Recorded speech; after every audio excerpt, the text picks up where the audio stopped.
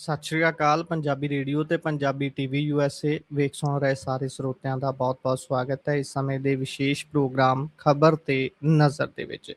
ਖਬਰ ਤੇ ਨਜ਼ਰ ਪ੍ਰੋਗਰਾਮ ਦੇ ਵਿੱਚ ਦੇਸ਼ ਦੁਨੀਆ ਦੇ ਨਾਲ ਜੁੜੀਆਂ ਹੋਈਆਂ ਅਹਿਮ ਖਬਰਾਂ ਦੇ ਉੱਪਰ ਪਾਈਦਾ ਚਾਨਣਾ ਤੇ ਖਬਰਾਂ ਦਾ ਵਿਸ਼ਲੇਸ਼ਣ ਕਰਨ ਦੇ ਲਈ ਸਾਡੇ ਨਾਲ ਹਰ ਰੋਜ਼ ਦੀ ਤਰ੍ਹਾਂ ਸਾਥ ਹੁੰਦਾ ਹੈ ਸੀਨੀਅਰ ਪੱਤਰਕਾਰ ਮਿੰਟੂ ਗੁਰੂਸਰੀਆ ਜੀ ਦਾ। ਸਭ ਤੋਂ ਪਹਿਲਾਂ ਉਹਨਾਂ ਦਾ ਕਰਦੇ ਹਾਂ ਪ੍ਰੋਗਰਾਮ 'ਚ ਨਿੱਘਾ ਸਵਾਗਤ। ਬਹੁਤ-ਬਹੁਤ ਸਵਾਗਤ ਹੈ ਜੀ। ਸ਼ੁਕਰੀਆ ਜੀ ਸਾਰਿਆਂ ਨੂੰ। ਸਤਿ ਸ੍ਰੀ ਅਕਾਲ ਜੀ।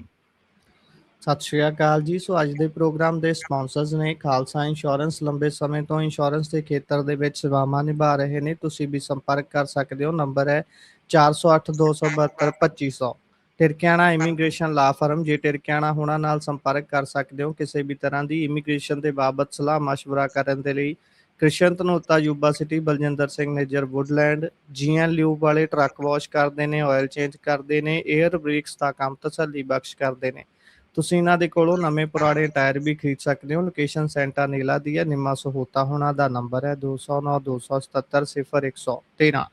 Jaswinder Singh Nagra, Roseville, Avtar Singh Sangha, Yuba City, Baldev Singh Kang, Yuba City. ਬਹੁਤ ਬਹੁਤ ਧੰਨਵਾਦ ਹੈ ਇਹਨਾਂ ਸਾਰੇ ਸਪਾਂਸਰਸ ਦਾ। ਰੁੱਖ ਹੁਣ ਖਬਰਾਂ ਦਾ ਕਰਦੇ ਆ ਮਿੰਟੂ ਜੀ। ਸਭ ਤੋਂ ਪਹਿਲੀ ਖਬਰ ਤੇ ਜੇਕਰ ਚਾਨਣਾ ਪਾਈਏ ਤਾਂ ਦੱਸਿਓ ਜ਼ਰਾ ਕੀ ਇਹ ਖਬਰ ਹੈ ਕਿ ਸਤਲੁਜ ਦੀ ਹੋ ਸਕਦੀ ਹੈ ਮੁੜ ਵਾਪਸੀ। ਜੀ ਦੇਖੋ, ਐਸੀ ਅੱਜ ਚਰਚਾ ਤੇ ਚੱਲੀ ਹੈ ਨਾ, ਕਿਉਂਕਿ ਭਾਜਪਾ ਨੇ ਪਹਿਲੀ ਵਾਰ ਇਹ ਗੱਲ ਆਫੀਸ਼ੀਅਲੀ ਮੰਨ ਲਈ ਕਿ ਕੇਂਦਰ ਸਰਕਾਰ ਦਾ ਦਖਲ ਸੀ। ਅੱਜ ਇਹਨਾਂ ਦੇ ਜਿਹੜੇ ਸੀਨੀਅਰ ਸਿੱਖ ਆਗੂ ਆ ਆਰਪੀ ਸਿੰਘ, ਉਹਨਾਂ ਨੇ ਕਿਹਾ ਕਿ ਭਾਈ ਇਹਦੇ ਤੇ ਹੁਣ ਸਮੀਖਿਆ ਹੋਏਗੀ। ਯਾਨੀ ਇੰਡੀਆ ਟੁਡੇ ਗਰੁੱਪ ਨੇ ਜਿਹੜੀ ਗੱਲ ਸਵੇਰੇ ਛਾਪੀ ਸੀਗੀ ਕਿ ਬੇਸਿਕਲੀ ਕੀ ਹੋਇਆ ਕਿ ਕੇਂਦਰ ਸਰਕਾਰ ਨੇ ਲਿਖਿਆ OTT ਨੂੰ ਓਵਰ ਦਾ ਟੌਪ ਕਿ ਭਾਈ ਕੁਝ ਸਿਕਿਉਰਿਟੀ ਕਾਰਨ ਗਿਣਾਏ ਅਤੇ ਇਸ ਤੋਂ ਇਲਾਵਾ ਜੋ IT ਐਕਟ ਹੈ 2001 ਉਹਦੇ ਨਿਯਮਾਂ ਦਾ ਹਵਾਲਾ ਦਿੱਤਾ ਕਿ ਤੁਸੀਂ ਪਾਬੰਦ ਹੋ। ਫਿਰ ਉਹਨਾਂ ਨੇ ਹਟਾ ਦਿੱਤੀ ਫਿਲਮ ਤੇ ਉਹਦੇ ਬਾਅਦ ਉਹਨਾਂ ਨੇ ਵੈਸੇ ਇਸ ਫਿਲਮ ਦੀ ਪੁਨਰ ਵਾਪਸੀ ਦੀ ਕਿਤੇ ਨਾ ਕਿਤੇ ਉਮੀਦ ਵੀ ਰੱਖੀ ਕਿ ਭਾਈ ਪਾਇਰੇਟਡ ਫਿਲਮ ਨਾ ਵੇਖੋ, ਤੁਸੀਂ ਇੱਥੇ ਜਲਦੀ ਮੰਚ ਤੇ ਆ ਸਕਦੀ ਆ। ਹੁਣ ਆਰਪੀ ਸਿੰਘ ਹੋਰਾਂ ਨੇ ਵੀ ਕਿਹਾ ਕਿ ਦੇਖੋ ਜੀ ਸਮੀਖਿਆ ਹੋਏਗੀ, ਇੱਕ ਕਮੇਟੀ ਬੈਠੇਗੀ, ਫਿਰ ਉਸ ਤੋਂ ਬਾਅਦ ਹੋ ਸਕਦਾ ਇਜਾਜ਼ਤ ਦੇ ਦਿੱਤੀ ਜਾਵੇ। ਪਰ ਗੱਲ ਤੇ ਇਹ ਹੈ ਨਾ ਕਿ ਜੇ ਮੰਨ ਲਓ ਇਸ ਫਿਲਮ ਦੇ ਵਿੱਚ ਜਿਹੜੇ ਸੁਝਾਏ ਕੱਟ ਸੀਗੇ, ਜਿਵੇਂ ਸੈਂਸਰ ਨੇ ਕਿਹਾ ਸੀਗਾ ਕਿ ਇੰਨੇ ਕੱਟ ਲਾ ਦਿਓ, ਐਗਜ਼ੈਕਟ ਗਿਣਤੀ ਤੇ ਮੈਨੂੰ ਯਾਦ ਨਹੀਂ, ਕਿ ਜੇਕਰ ਉਦਾਂ ਦੇ ਕੱਟ ਲਾ ਕੇ ਕਮੇਟੀ ਕਹਿੰਦੀ ਆ ਕਿ OTT ਤੇ ਆਉਣ ਦਿਓ ਤੇ ਫਿਰ OTT ਤੇ ਆਉਣ ਦਾ ਕੀ ਫਾਇਦਾ। 150 ਕੱਟ ਸੁਝਾਏ ਸੀ ਜੀ, 150 ਤੋਂ ਵੱਧ ਕੱਟ ਸੁਝਾਏ ਸੀ, ਫਿਰ 21 ਤੇ ਗੱਲ ਆ ਕੇ ਨਿਬੜੀ ਸੀ। ਹਾਂਜੀ, ਮੈਂ ਉਹੀ ਕਹਿ ਰਿਹਾ ਨਾ ਕਿ ਫਿਰ ਤੁਸੀਂ ਫਿਲਮ ਦੇ ਵਿੱਚ ਛੱਡੋਗੇ ਕੀ, ਕਿਉਂਕਿ ਓਵਰ ਦਾ ਟੌਪ ਮਤਲਬ ਇਹ ਹੁੰਦਾ ਕਿ ਜਿਹਦੇ ਤੇ ਕੋਈ ਸੈਂਸਰਸ਼ਿਪ ਲਾਗੂ ਨਹੀਂ ਹੁੰਦੀ। ਹਾਲਾਂਕਿ ਨਿਯਮ ਲਾਗੂ ਹੁੰਦੇ ਨੇ, ਇਹਦੇ 'ਚ ਕੋਈ ਦੋ ਰਾਏ ਨਹੀਂ, ਕਿਉਂਕਿ ਜਦੋਂ ਵੀ ਤੁਸੀਂ ਕੋਈ ਪ੍ਰਸਾਰਣ ਕਰੋਗੇ ਤਾਂ ਆਪਾਂ ਨੂੰ ਪਤਾ ਹੀ ਹੈ ਕਿ ਆਪਾਂ ਜੇ ਸੋਸ਼ਲ ਮੀਡੀਆ ਤੇ ਬੋਲ ਰਹੇ ਤਾਂ ਤਦ ਵੀ ਆਪਣੇ ਤੇ ਇੱਕ ਕਮਿਊਨਿਟੀ ਗਾਈਡਲਾਈਨ ਉਹਨਾਂ ਦੀ ਲਾਗੂ ਰਹਿੰਦੀ ਹੈ ਜੀ। ਤਾਂ ਖੈਰ ਗੱਲ ਇਹ ਆ ਕਿ ਹੁਣ ਇਹ ਦੇਖਣਾ ਹੋਵੇਗਾ ਕਿ ਵਾਪਸੀ ਹੁੰਦੀ ਹੈ ਕਿ ਨਹੀਂ ਹੁੰਦੀ। ਸੰਕੇਤ ਜ਼ਰੂਰ ਮਿਲੇ ਨੇ, ਹਾਲਾਂਕਿ ਕੁਝ ਹਿੰਦੀ ਦੇ ਜਿਹੜੇ ਮੀਡੀਆ ਹਾਊਸ ਨੇ ਜਾਂ ਅੰਗਰੇਜ਼ੀ ਦੇ ਮੀਡੀਆ ਹਾਊਸ ਨੇ, ਉਹਨਾਂ ਨੇ ਵੀ ਐਸੀ ਤਵੱਕੋਂ ਜਿਹੜੀ ਆ ਉਹ ਰੱਖੀ ਆ ਕਿ ਇਹ ਫਿਲਮ ਜਿਹੜੀ ਕੁਝ ਐਡਿਟਡ ਹੋ ਕੇ ਮਤਲਬ ਕਿ ਦਿਖਾਈ ਦੇ ਸਕਦੀ ਆ। ਦੇਖੋ ਗੱਲ ਇਹ ਆ ਕਿ ਗੁਰਪ੍ਰੀਤ ਮੇਰੇ ਖਿਆਲ ਦੇ ਨਾਲ ਨਾ ਕੁਝ ਚੀਜ਼ਾਂ ਹੈਗੀਆਂ ਨੇ ਬੇਸਿਕਲੀ ਜੋ ਸਿਕਿਉਰਿਟੀ ਰੀਜ਼ਨ ਦੱਸੇ ਜਾ ਰਹੇ, ਮੈਂ ਉਹਨਾਂ ਦੇ ਨਾਲ ਇੰਨਾ ਮੁਤਫਿਕ ਨਹੀਂ ਆ, ਕਿਉਂਕਿ ਇਸ ਫਿਲਮ ਨੂੰ ਜਿੰਨਾ ਵੀ ਕਿਸੇ ਨੇ ਵੇਖਿਆ, ਕਿਉਂਕਿ ਮੈਂ ਪਾਇਰੇਟਡ ਚੀਜ਼ ਨਹੀਂ ਦੇਖਦਾ ਜੀ। ਸੈਕਿੰਡ ਕਿ ਉਸ ਦਿਨ ਮੇਰਾ ਨਿੱਜੀ ਰੁਝੇਵਾਂ ਸੀ, ਐਤਵਾਰ ਮੈਂ ਨਹੀਂ ਦੇਖ ਸਕਿਆ, ਦੇਖਣੀ ਸੀਗੀ। ਪਰ ਮੇਰੇ ਦੋਸਤਾਂ ਮਿੱਤਰਾਂ ਨੇ ਜਿਨ੍ਹਾਂ ਨੇ ਇਹ ਫਿਲਮ ਦੇਖੀ ਆ ਤਾਂ ਉਹਨਾਂ ਨੇ ਇਹ ਗੱਲ ਬੜੇ ਦਾਅਵੇ ਨਾਲ ਆਖੀ ਆ ਕਿ ਵੇਖੋ ਜੀ ਇਹ ਜਿਹੜੀ ਫਿਲਮ ਆ ਨਾ, ਇਹਦੇ ਵਿੱਚ ਕੁਝ ਜ਼ਿਆਦਾ ਨਹੀਂ ਹੈ, ਇਹ ਮਤਲਬ ਕਿ ਇੱਕ ਕੇਂਦਰੀ ਕਿਰਦਾਰ ਦੇ ਆਲੇ ਦੁਆਲੇ ਘੁੰਮਦੀ ਆ ਜੀ। ਤੇ ਦੂਜੀ ਗੱਲ ਇਹ ਆ ਕਿ ਇਹਦਾ ਮਤਲਬ ਕਿ ਜੋ ਐਰਾ ਹੈ ਜੇ ਆਪਾਂ ਦੇਖੀਏ ਤਾਂ ਉਹ 95 ਤੱਕ ਦਾ ਹੈ। ਕੋਈ ਅਗਾਂਹ ਦੀ ਕੋਈ ਗੱਲ ਨਹੀਂ, ਕੋਈ ਲੈਣਾ ਨਹੀਂ, ਕੋਈ ਦੇਣਾ ਨਹੀਂ, ਉਹ ਤੇ CBI ਦਾ ਟ੍ਰਾਇਲ ਹੀ ਆ ਨਾ। ਉਲਟਾ ਜੇ ਆਪਾਂ ਵੇਖੀਏ ਤਾਂ ਪੁਲਿਸ ਦੀ ਛਵੀ ਨੂੰ, ਠੀਕ ਆ, ਮੈਂ ਸੋਚਿਆ ਸੀ ਇੱਕ ਵੇਲੇ ਕਿ ਜੇ ਪੁਲਿਸ ਦੀ ਛਵੀ ਨੂੰ ਨੁਕਸਾਨ ਹੈ ਤਾਂ ਹੁਣ ਦੂਜੇ ਵੇਲੇ ਮੈਂ ਇਹ ਵੀ ਸੋਚਦਾ ਕਿ CBI ਦੇ ਨੰਬਰ ਵੀ ਬਣੇ ਨੇ ਨਾ, ਉਹ ਵੀ ਤਾਂ ਕੇਂਦਰ ਦੀ ਏਜੰਸੀ ਹੈ। ਫਿਰ ਐਸਾ ਕੀ ਘਟਿਆ? ਦੇਖੋ ਗੱਲਾਂ ਦੋ ਨੇ, ਗੱਲਾਂ ਥੋੜੀਆਂ ਬੇਬਾਕੀ ਨਾਲ ਕਹਿਣੀਆਂ ਪੈਣਗੀਆਂ, ਐਵੇਂ ਭੋਚਾ ਭੋਚਾ ਕਰਨ ਦਾ ਕੋਈ ਤੁਕ ਨਹੀਂ ਬਣਦਾ। ਦੇਖੋ ਇੱਕ ਤੇ ਭਾਜਪਾ ਦੀ ਜੇ ਆਪਾਂ ਵੇਖੀਏ ਇਹਨਾਂ ਦੀ ਸਟ੍ਰੈਟਜੀ ਹਮੇਸ਼ਾ ਬੜੀ ਗੁੱਝੀ ਰਹਿੰਦੀ ਆ। ਉਹ ਪੋਲੀਟੀਕਲੀ ਹੋ ਸਕਦੀ ਹੈ ਕਿਉਂਕਿ ਜਿਹੜਾ Z5 ਆ ਉਹ ਜੀ ਨੈਟਵਰਕ ਦਾ, ਜੀ ਨੈਟਵਰਕ ਦਾ ਮਾਲਕ ਹੈ ਸੁਭਾਸ਼ ਚੰਦਰਾ। ਸੁਭਾਸ਼ ਚੰਦਰਾ ਇਹਨਾਂ ਦਾ ਆਪਣਾ ਖਾਸਮ ਖਾਸ ਵਿਅਕਤੀ ਆ ਜੀ। ਤੇ ਉਸ ਤੋਂ ਪਹਿਲਾਂ ਯਾਦ ਕਰੋ ਕਿ ਦਿਲਜੀਤ ਨੇ ਨਰਿੰਦਰ ਮੋਦੀ ਦੇ ਨਾਲ ਮੁਲਾਕਾਤ ਕੀਤੀ ਆ, ਮਨਜਿੰਦਰ ਸਿੰਘ ਸਿਰਸਾ ਦੇ ਨਾਲ ਮੁਲਾਕਾਤ ਕੀਤੀ ਆ ਤੇ ਖਾਲਿਸਤਾਨੀਆਂ ਦੇ ਨਾਲ ਆਡਾ ਵੀ ਲੱਗਾ। ਇਹ ਸਾਰੀਆਂ ਚੀਜ਼ਾਂ ਜੋੜ ਕੇ ਦੇਖੋ ਤਾਂ ਕੁਝ ਸਮੇਂ ਲਈ ਫਿਲਮ ਰਿਲੀਜ਼ ਹੋਣੀ, ਕੁਝ ਸਮੇਂ ਬਾਅਦ ਉਸ ਨੂੰ ਹਟਾ ਦੇਣਾ, ਹੁਣ ਫੇਰ ਚਰਚਾ ਹੈ ਕਿ ਉਹਦੀ ਵਾਪਸੀ ਹੋਏਗੀ। ਕੀ ਇਹ ਕੋਈ ਪੋਲੀਟੀਕਲੀ ਕੋਈ ਮਫਾਦ ਜੁੜਿਆ ਇਸ ਚੀਜ਼ ਦੇ ਨਾਲ ਜਾਂ ਕੋਈ ਵਪਾਰਕ ਹਿੱਤ ਹੈ? ਕਿਉਂਕਿ ਜਦੋਂ ਫਿਲਮ ਆਈ ਤੇ ਤੁਹਾਨੂੰ ਪਤਾ ਹੀ ਹੈ ਦਿਲਜੀਤ ਦਾ ਜਿਹੜਾ ਖਾਲਿਸਤਾਨੀਆਂ ਦੇ ਨਾਲ ਚੱਲਦਾ ਪਿਆ ਮਾਹੌਲ ਜਿਹੋ ਜਿਹਾ, ਇਸ ਫਿਲਮ ਨੂੰ ਬਾਹਰੋਂ ਕੋਈ ਰਿਸਪੌਂਸ ਜ਼ਿਆਦਾ ਨਹੀਂ ਮਿਲਿਆ ਜੀ। ਤੇ ਇੰਡੀਆ ਦੇ ਵਿੱਚ ਸਬਸਕ੍ਰਿਪਸ਼ਨ ਲੈ ਕੇ ਫਿਲਮ ਨਹੀਂ ਦੇਖੀ ਜਾਂਦੀ ਜ਼ਿਆਦਾਤਰ, ਖਾਸ ਤੌਰ ਤੇ ਇੱਕ ਰੀਜਨਲ ਫਿਲਮ, ਕਿਉਂਕਿ ਇਹ ਰੀਜਨਲ ਫਿਲਮ ਹੀ ਹੈ ਨਾ, ਬੇਸ਼ੱਕ ਹਿੰਦੀ ਚ ਇਹਨਾਂ ਨੇ ਬਣਾਈ ਆ, ਬਿਲਕੁਲ ਇਹ ਰੀਜਨਲ ਹੈ। ਸੋ ਇਸ ਕਰਕੇ ਇਹਦੇ ਚ ਬੜੀਆਂ ਚੀਜ਼ਾਂ ਜਿਹੜੀਆਂ ਹੈਗੀਆਂ ਨੇ ਜੋ ਗੁਰਪ੍ਰੀਤ ਕਿਤੇ ਨਾ ਕਿਤੇ ਲੱਗਦਾ ਹੈ ਕਿ ਇੱਕ ਥਿਊਰੀ ਰੱਖਦੀਆਂ ਨੇ। ਹੁਣ ਇੱਕ ਹੋਰ ਚੀਜ਼ ਜਿਹੜੀ ਨਿਊਟਰਲੀ ਤੁਸੀਂ ਦੇਖ ਸਕਦੇ ਹੋ, ਮੈਂ ਤੁਹਾਨੂੰ ਥਿਊਰੀਆਂ ਦੇ ਰਿਹਾ, ਐਂਗਲ ਦੇ ਰਿਹਾ, ਕਦੇ ਕੋਈ ਚੀਜ਼ ਸਾਬਤ ਹੋਵੇ ਜਾਂ ਤੁਹਾਨੂੰ ਲੱਗੇ ਤਾਂ ਤੁਸੀਂ ਉਸ ਨੂੰ ਆਪਣੇ ਜ਼ਾਵੀਏ ਤੋਂ ਹੋਰ ਵੀ ਵਧਾ ਕੇ ਦੇਖ ਲੈਣਾ। ਬੇਸਿਕਲੀ ਜਿਵੇਂ ਮੈਂ ਤੁਹਾਨੂੰ ਦੱਸਿਆ ਕਿ ਆਲ ਸੈੱਟ ਸੀ ਰਿਲੀਜ਼ਿੰਗ ਵਾਸਤੇ, ਜੀ, ਪਰ ਇਹਦੇ ਚ ਇੱਕ ਚੀਜ਼ ਨੇ ਬਹੁਤ ਜਲਦੀ ਆਪਣੇ ਆਪ ਨੂੰ ਉਭਾਰ ਕੇ ਲੋਕਾਂ ਚ ਪੇਸ਼ ਕੀਤਾ, ਉਹ ਸੀ ਇੱਕ ਸਿੱਖ ਦੀ ਹਿਊਮੈਨਿਟੇਰੀਅਨ ਜਦੋਜਹਿਦ। ਜੀ, ਕਿਉਂਕਿ ਜੇ ਆਪਾਂ ਨੈਰੇਟਿਵ ਦਾ ਕੇਂਦਰ ਦੇਖੀਏ, ਨੈਰੇਟਿਵ ਦਾ ਕੇਂਦਰ ਆਮ ਤੌਰ ਤੇ ਤੁਸੀਂ ਦੂਰ ਨਹੀਂ, ਮੈਂ ਇੱਕ ਐਗਜ਼ਾਮਪਲ ਦੇ ਕੇ ਗੱਲ ਕਰਾਂ ਤਾਂ ਜਦੋਂ ਕਿਸਾਨੀ ਅੰਦੋਲਨ ਸਟਾਰਟ ਹੋਇਆ ਤਾਂ ਉਸ ਵੇਲੇ, ਕਿਉਂਕਿ ਇਹ ਸਿੱਖਾਂ ਦੀ ਧਰਤੀ ਦਾ ਬੇਸਡ ਸੀਗਾ ਨਾ, ਜਿੱਥੇ ਸਿੱਖ ਬਹੁਗਿਣਤੀ ਚ ਹੈ, ਤੇ ਆਪਾਂ ਨੂੰ ਪਤਾ ਹੈ ਕਿ ਇੱਥੋਂ ਦੇ ਜਿਹੜੇ ਕਾਮਰੇਡ ਨੇ ਉਹ ਵੀ ਦਸਤਾਰਧਾਰੀ ਹੁੰਦੇ ਆ ਜ਼ਿਆਦਾਤਰ। ਜੀ, ਤਾਂ ਮਤਲਬ ਕਿ ਜਿਨ੍ਹਾਂ ਲੋਕਾਂ ਨੇ ਇਹ ਲਹਿਰ ਖੜੀ ਕਰੀ, ਫਿਰ ਉਹ ਮਿਕਸਡ ਹੋ ਗਏ ਲਹਿਰ, ਉਹਦੇ ਚ ਖੱਬੇ ਪੱਖੀ ਵੀ ਸੀ, ਉਹਦੇ ਚ ਪੰਥਕ ਵੀ ਸੀ, ਉਹਦੇ ਚ ਕੁਝ ਸੱਜੇ ਪੱਖੀ ਵੀ ਆ ਗਏ। ਤਾਂ ਮਤਲਬ ਉਸ ਵੇਲੇ ਵੀ ਸਭ ਤੋਂ ਪਹਿਲਾਂ ਨੈਰੇਟਿਵ ਕਿਹੜਾ ਚਲਾਇਆ ਗਿਆ ਸੀ ਯਾਦ ਕਰੋ, ਅੱਤਵਾਦੀ, ਯਾਨੀ ਦਸਤਾਰਧਾਰੀ ਅੱਤਵਾਦੀ ਜਾਂ ਖਾਲਿਸਤਾਨੀ ਕਿਹਾ ਗਿਆ ਸੀ, ਇਹ ਯਾਦ ਕਰੋ। ਤਾਂ ਇਹ ਜਿਹੜਾ ਨੈਰੇਟਿਵ ਹੈ ਉਸ ਨੂੰ ਬਿਲਕੁਲ ਇੱਕ ਕਾਟਵਾਂ ਰੂਪ ਦਿੰਦਾ ਹੈ, ਹਿਊਮੈਨਿਟੇਰੀਅਨ ਗਰਾਊਂਡ। ਜੀ, ਇਹ ਬੜੀ ਕੰਟਰਾਡਿਕਸ਼ਨ ਹੋ ਜਾਂਦੀ ਹੈ ਇੱਕ ਤਰ੍ਹਾਂ ਨਾਲ ਜਦੋਂ ਤੁਸੀਂ ਨੈਰੇਟਿਵ ਦੀ ਗੇਮ ਘੜਦੇ ਹੋ। ਤਾਂ ਮੇਰੇ ਖਿਆਲ ਦੇ ਨਾਲ ਇਹਨਾਂ ਚੀਜ਼ਾਂ ਤੇ ਜ਼ਰੂਰ ਕਿਤੇ ਨਾ ਕਿਤੇ ਇਹਨਾਂ ਨੇ ਫੋਕਸ ਕੀਤਾ ਹੈ। ਦੇਖੋ ਹੁਣ ਅੱਗੇ ਕੀ ਬਣਦਾ, ਪਰ ਜਿਹੜੀਆਂ ਆਪਾਂ ਗੱਲਾਂ ਕਰ ਰਹੇ ਹਾਂ ਡੂੰਘੀਆਂ ਗੱਲਾਂ ਨੇ, ਪਰ ਗੱਲਾਂ ਤਵੱਜੋ ਮੰਗਦੀਆਂ ਨੇ ਤਾਂ ਮੈਂ ਕੀਤੀਆਂ।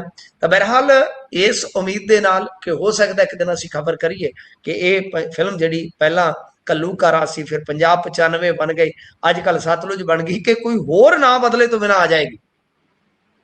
ਜੀ ਬਿਲਕੁਲ। ਇਸ ਤੋਂ ਅੱਗੇ ਵੱਧਦੇ ਆ ਤੇ ਚੰਨੀ ਧੜੇ ਦਾ ਬਗੇਲ ਤੇ ਵੱਡਾ ਦੋਸ਼ ਹੈ ਜੀ, ਇਹ ਆਪਸ 'ਚ ਹੀ ਖੇਡੀ ਜਾਂਦੇ ਨੇ। ਹਾਂਜੀ, ਹਟ ਕਬੱਡੀ ਯਾਰਾਂ ਦੀ। ਤਾਂ ਗੱਲ ਇਹ ਆ ਕਿ ਭਾਈ ਇਹਦੇ ਵਿੱਚ ਹੁਣ ਇੱਕ ਵੱਡੀ ਖਬਰ ਵੀ ਆ ਗਈ ਆ। ਜਦੋਂ ਆਪਾਂ ਜੁੜ ਰਹੇ ਸੀਗੇ ਤਾਂ ਉਸ ਵੇਲੇ ਸਕਰੀਨ ਤੇ ਰਾਜਾ ਵੜਿੰਗ ਚੱਲ ਰਹੇ ਸਨ, ਭੁਪੇਸ਼ ਸਿੰਘ ਬਘੇਲ ਚੱਲ ਰਹੇ ਸਨ। ਤਾਂ ਜਿਹੜੇ ਇਨਚਾਰਜ ਨੇ ਉਹਨਾਂ ਨੇ ਬੈਠਕਾਂ ਦਾ ਸਿਲਸਿਲਾ ਅੱਜ ਵੀ ਜਾਰੀ ਰੱਖਿਆ ਤੇ ਉਹਨਾਂ ਨੇ ਸਾਫ਼ ਕਰ ਦਿੱਤਾ ਹੈ, ਇਹਨੂੰ ਬਿਗ ਬ੍ਰੇਕਿੰਗ ਕਹਿ ਸਕਦੇ ਆ ਕਾਂਗਰਸ ਦੇ ਲਿਹਾਜ਼ ਨਾਲ, ਕਿ ਪੰਜਾਬ ਕਾਂਗਰਸ ਦੇ ਵਿੱਚ ਕੋਈ ਬਦਲਾਅ ਨਹੀਂ ਹੋਏਗਾ। ਜੀ, ਮਤਲਬ ਚੰਡੀਗੜ੍ਹ ਦੇ ਵਿੱਚ ਪ੍ਰਦੇਸ਼ ਕਾਂਗਰਸ ਕਮੇਟੀ ਤੇ ਜ਼ਿਲ੍ਹਾ ਪ੍ਰਧਾਨਾਂ ਦੇ ਨਾਲ ਉਹਨਾਂ ਦੀ ਮੀਟਿੰਗ ਹੋਈ ਤੇ ਇਹਦੇ ਵਿੱਚ ਸੀਐਮ ਚੰਨੀ, ਜਿਹੜੇ ਸਾਬਕਾ ਸੀਐਮ ਚੰਨੀ, ਉਹਨਾਂ ਦਾ ਧੜਾ ਬਾਈਕਾਟ ਤੇ ਰਿਹਾ। ਦੇਖੋ ਗੱਲ ਬੜੀ ਸਾਫ਼ ਹੈ, ਸਿੰਪਲ ਹੈ ਗੁਰਪ੍ਰੀਤ। ਮੈਂ ਤੁਹਾਨੂੰ ਕੀ ਕਹਿੰਦਾ ਸੀਗਾ ਕਿ ਰਾਜਾ ਵੜਿੰਗ ਦਾ ਜਾਣਾ ਬਹੁਤ ਮੁਸ਼ਕਿਲ ਹੈ, ਬੜੀ ਮੁਸ਼ਕਿਲ ਹੈ ਰੇ ਬਾਬਾ, ਬੜੀ ਮੁਸ਼ਕਿਲ। ਆ ਹੁਣ ਵੇਖੋ ਕੀ ਹੋਏਗਾ ਕਿ ਜੇ ਮੰਨ ਲਓ ਜ਼ਿਲ੍ਹਾ ਉਹਨਾਂ ਦੇ ਕੋਲ ਕਿੰਨੇ ਆ, 15 20 50 60 ਜੀ, ਪਰ ਜਥੇਬੰਦਕ ਢਾਂਚੇ ਦਾ ਕਿੰਗ ਕੌਣ ਹੈ? ਬੋਲੇ ਤਾਂ ਕਿੰਗ ਕੌਣ? ਰਾਜਾ। ਜੀ, ਰਾਜਾ ਕਿੰਗ ਹੈ। ਕਿਉਂ? ਕਿਉਂਕਿ ਜ਼ਿਲ੍ਹਾ ਪ੍ਰਧਾਨ ਉਹਦੇ ਲਾਏ ਹੋਏ। ਮੈਂ ਤੁਹਾਨੂੰ ਕੀ ਕਹਿੰਦਾ ਸੀ ਸ਼ੁਰੂ ਚ ਬਿਲਕੁਲ ਕਿ ਭਾਈ ਜਿਸ ਦੀ ਲਾਠੀ ਉਸਦੀ ਗਾਂ ਮੱਝ ਜੋ ਵੀ ਹੈ, ਜੀ ਕਿ ਰਾਜਾ ਵੜਿੰਗ ਦੇ ਕੋਲ ਪਾਵਰ ਸੀ। ਰਾਜਾ ਵੜਿੰਗ ਨੇ ਪਾਵਰ ਇਸਤੇਮਾਲ ਕੀਤੀ। ਜ਼ਿਲ੍ਹਾ ਪ੍ਰਧਾਨ ਜ਼ਿਆਦਾਤਰ ਉਹਦੇ ਆ, ਬਲਾਕ ਪ੍ਰਧਾਨ ਜਿਹੜੇ ਆ ਜ਼ਿਆਦਾਤਰ ਉਹਦੇ ਲਾਏ ਆ। ਅੱਜ ਹੁਣ ਜੇ ਵੇਖੋਗੇ ਤਾਂ ਉਹਨਾਂ ਵੱਲ ਜੇ 60-70 ਆਗੂ ਆ, ਤਾਂ ਰਾਜਾ ਵੜਿੰਗ ਦੇ ਕੋਲ ਕਤਾਰ ਬਹੁਤ ਵੱਡੀ ਆ। ਤੇਰੇ ਜੀ ਆਸ਼ਕਾਂ ਦੀ ਲਾਈਨ ਬੜੀ ਲੰਮੀ ਹੈ ਤੇ ਅਖੀਰ ਵਿੱਚ ਮੇਰੀ ਵਾਰੀ ਆ, ਤਾਂ ਉਧਰ ਤੇ ਲਾਈਨ ਫਿਰ ਉਹ ਲੰਮੀ ਹੋ ਗਈ ਸਾਹਿਬ। ਹੁਣ ਇੱਕ ਪਾਸੇ ਬਘੇਲ ਨੇ ਸਾਫ਼ ਕਰ ਦਿੱਤਾ। ਤੁਹਾਡਾ ਕੀ ਖਿਆਲ ਹੈ ਕਿ ਬਘੇਲ ਨੇ ਇਹ ਗੱਲ ਜਿਹੜੀ ਆ ਉਦਾਂ ਹੀ ਕਹਿ ਦਿੱਤੀ ਹੋਏਗੀ ਆਪਣੇ ਪੱਧਰ ਤੇ? ਨਹੀਂ, ਜੀ ਮੈਂ ਵਾਰ-ਵਾਰ ਕਹਿਣਾ ਕਿ ਇਹ ਰਾਜਾ ਵੜਿੰਗ ਵਰਸਸ ਚਰਨਜੀਤ ਚੰਨੀ ਨਹੀਂ, ਇਹ ਰਾਹੁਲ ਗਾਂਧੀ ਵਰਸਸ ਨਾਰਾਜ਼ ਧੜਾ ਹੈ। ਤੇ ਮੈਂ ਤੇ ਤੁਹਾਨੂੰ ਡਿਫੈਂਡਰ ਦੇ ਵਿੱਚ ਕੱਲ ਬਹਿੰਦੇ ਹੀ ਦੱਸਤਾ ਸੀ ਕਿ ਉਸ ਡਿਫੈਂਡਰ ਦਾ ਮੈਸੇਜ ਕੀ ਆ। ਸਰ ਮੈਨੂੰ ਵੀ 15 ਸਾਲ ਹੋ ਗਏ ਆ, 15-16 ਸਾਲ ਇਸ ਕਿੱਤੇ 'ਚ ਆ ਕੇ ਬਹੁਤ ਅਪ ਡਾਊਨ ਦੇਖੇ ਆ। ਤੋ ਜਦੋਂ ਕੱਲ ਡਿਫੈਂਡਰ ਡਰਾਈਵ ਕੀਤੀ ਰਾਜਾ ਵੜਿੰਗ ਨੇ, ਬਘੇਲ ਸਾਹਿਬ ਕੰਡਕਟਰ ਸੀਟ ਤੇ, ਮੈਨੂੰ ਖੱਬੀ ਸੀਟ ਉੱਤੇ ਭਾ ਮੁੰਡਿਆ, ਤਾਂ ਜਦੋਂ ਖੱਬੀ ਸੀਟ ਤੇ ਉਹ ਬਹਿ ਕੇ ਨਿਕਲੇ ਡਿਫੈਂਡਰ ਦੇ ਵਿੱਚੋਂ, ਤਾਂ ਉੱਥੇ ਸੰਕੇਤ ਸੀ ਕਿ ਗੱਡੀ ਦੇ ਪੱਲੇ ਭਾਵੇਂ ਕੱਖ ਨਾ ਰਵੇ, ਨਿਊਜ਼ਲ ਪਲੰਜਰ ਕੁਝ ਵੀ ਨਾ ਹੋਵੇ, ਪਰ ਭਾਈ ਇਸ ਗੱਡੀ ਦਾ ਡਰਾਈਵਰ ਕੌਣ ਰਹੇਗਾ? ਬੋਲੇ ਤਾਂ ਕਿੰਗ ਰਾਜਾ। ਉਹ ਸੰਕੇਤ ਸੀ, ਤਾਂ ਜੋ ਸੰਕੇਤ ਸਪਸ਼ਟ ਹੋ ਗਿਆ। ਹੁਣ ਬਘੇਲ ਜਿਹੜਾ ਭੱਜਾ ਆਇਆ, ਬਘੇਲ ਦੇ ਭੱਜੇ ਆਉਣ ਦਾ ਜਿਹੜਾ ਕਾਰਨ ਵੱਡਾ ਕਿ ਇਹ ਆ ਕਿ ਰਾਹੁਲ ਗਾਂਧੀ ਵਿਦੇਸ਼ ਤੋਂ ਆਉਣ ਵਾਲੇ ਆ। ਇਹਨਾਂ ਨੇ ਆ ਕੇ ਫਿਰ ਇੰਨਾ ਕੁ ਕਰਨਾ ਸੀ, ਦੇਖੋ ਸਰ ਮੈਂ ਆਹ ਮੀਟਿੰਗ ਕੀਤੀ, ਆਹ ਮੀਟਿੰਗ ਕੀਤੀ, ਆਹ ਮੀਟਿੰਗ ਕੀਤੀ। ਇਹ ਚੰਨੀ ਆਪਣਾ ਡੋਜ਼ੀਅਰ ਬਣਾਈ ਫਿਰਦੇ ਨੇ ਕਿ ਰਾਜਾ ਵੜਿੰਗ ਨੇ ਜੀ ਗਿਆਨੀ ਜੈਲ ਸਿੰਘ ਬਾਰੇ ਆਹ ਬੋਲਿਆ, ਬੂਟਾ ਸਿੰਘ ਜੀ ਬਾਰੇ ਆਹ ਬੋਲਿਆ, ਫਲਾਣੇ ਬਾਰੇ ਆਹ ਬੋਲਿਆ, ਮਤਲਬ ਕਿ ਬੋਲਿਆ ਹੀ ਆ ਉਹ ਡੋਜ਼ੀਅਰ। ਤੇ ਦੂਜੇ ਪਾਸੇ ਜੇ ਤੁਸੀਂ ਵੇਖੋਗੇ ਤੇ ਆਹ ਚੀਜ਼ਾਂ ਜਿਹੜੀਆਂ ਨੇ ਉਹ ਸਾਫ਼ ਨੇ ਕਿ ਚੰਨੀ ਸਾਹਿਬ ਵਾਸਤੇ ਇੰਨਾ ਸੌਖਾ ਨਹੀਂ ਹੈ, ਮੱਖਣ ਮਲਾਈ ਨਹੀਂ ਹੈ ਕਿ ਜਾ ਕੇ ਠੋਕਿਆ ਚਮਚਾ ਤੇ ਚੱਲ ਭਾਈ ਪਾਰ। ਕੰਮ ਟੇਢਾ ਹੈ, ਖੀਰ ਟੇਢੀ ਆ। ਹੁਣ ਦੇਖਣਾ ਹੋਏਗਾ ਕਿ ਕਿਵੇਂ ਨਿਬੇੜਾ ਹੋਏਗਾ, ਪਰ ਮੇਰੇ ਖਿਆਲ ਦੇ ਨਾਲ ਝੇੜਾ ਜਿਹੜਾ ਬਹੁਤ ਜ਼ਿਆਦਾ ਲਮਕ ਗਿਆ ਗੁਰਪ੍ਰੀਤ। ਇਹਦੇ ਵਿੱਚ ਕਾਂਗਰਸ ਦਾ ਨੁਕਸਾਨ ਹੀ ਨੁਕਸਾਨ ਹੈ, ਤੇ ਫਾਇਦੇ ਦੇ ਵਿੱਚ ਕੌਣ ਆ? ਬੀਜੇਪੀ। ਕਿਵੇਂ? ਜੀ ਉਹਨਾਂ ਦਾ ਸੁਪਨਾ ਹੈ ਹੰਗ ਅਸੈਂਬਲੀ, ਕਿਸੇ ਦਾ ਵੀ ਸਪਸ਼ਟ ਬਹੁਮਤ ਨਾ ਆਵੇ। ਜੇ ਆਮ ਆਦਮੀ ਪਾਰਟੀ ਰਿਪੀਟ ਨਹੀਂ ਮਾਰਦੀ ਤੇ ਦੂਸਰਾ ਸਪਸ਼ਟ ਬਹੁਮਤ ਦਾ ਦਾਅਵੇਦਾਰ ਕੌਣ? ਕਾਂਗਰਸ। ਉਹ ਵੀ ਦੂਰ ਰਹਿ ਗਈ, ਝਾੜੂ ਵੀ ਦੂਰ ਰਹਿ ਗਿਆ, ਤੇ ਹੁਣ ਸੁਖਬੀਰ ਸਿੰਘ ਬਾਦਲ ਤੇ 117 ਚੋਂ 97 ਲਿਜਾਣ ਹੋ ਰਿਹਾ। ਤਾਂ ਫਿਰ ਕੌਣ ਰਹਿ ਗਿਆ? ਭਾਜਪਾ। ਭਾਜਪਾ ਫਿਰ ਕਰੇਗੀ ਕਿ ਭਾਜਪਾ ਹੁਣ ਭੱਜਪਾ, ਪੰਜਾਬ ਦੀ ਸੱਤਾ ਨੂੰ ਭੱਜਪਾ। ਸੋ ਇਸੇ ਕਰਕੇ ਹੀ ਮੈਂ ਤੁਹਾਨੂੰ ਸ਼ਾਹ ਦੀ ਮੀਟਿੰਗ ਦੇ ਅੰਦਰ ਦਾ ਤੱਤਸਾਰ ਦੱਸਿਆ ਸੀ ਕਿ ਕਾਂਗਰਸ ਦੀ ਸਰਕਾਰ ਮੈਂ ਬਣ ਨਹੀਂ ਦੇਣੀ, ਪਰਵਾਹ ਨਾ ਕਰਿਓ। ਝਾੜੂ ਕੋਈ ਗੱਲ ਨਹੀਂ ਹੈ, ਜਦੋਂ ਲੋੜ ਹੋਈ ਖਿਲਾਰ ਲਾਂਗੇ, ਸਮਝੇ?